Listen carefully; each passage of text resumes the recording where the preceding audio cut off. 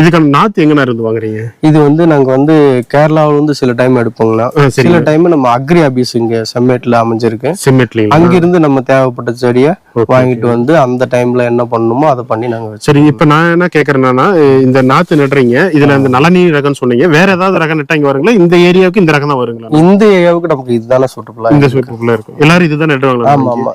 என்ன ரேட்டுண்ணா ஒரு நாத்து வாங்குறீங்க? ஒரு நாத்து 200 200 ரூபாய்ங்களா ஒரு நாத்துங்களா? ஒரு நாத்து 200. இங்க அக்ரி ஆபீஸ்ல கொடுத்தாங்கன்னா மானியத்துல கொடுப்பாங்களா? மானியத்துல வந்து நம்ம இன்னும் பதிவு பண்ணலீங்கன்னா அது நம்ம சிட்டாடங்கள் அது இதெல்லாம் குறிச்சு வாங்கணும்.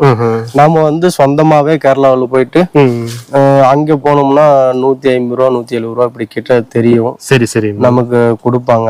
இப்போ ஒரு எக்ஸாம்பிளுக்கு பாத்தீங்கன்னா இது வந்து தூரு பிடிச்சிருக்குங்களா? ஆமா ஆமாங்களா. இது சீடு இருக்கு.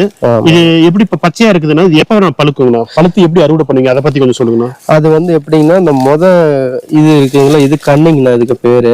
சரிங்களா. இது இந்த காய்க்கு மேல இங்க காய் வரும்போது இது வந்து முத்தும் போது நமக்கு தெரியுங்கண்ணா ஒரு பச்சை கலரு, நல்ல பச்சை கலரு. சில டைம் நல்ல ஒரு இதா இருக்கும்.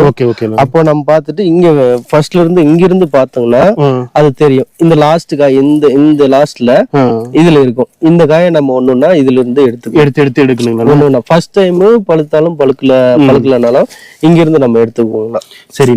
ரெண்டாவது டைம் ஆட்டோமேட்டிக்கா அது பழுத்துக்கும்.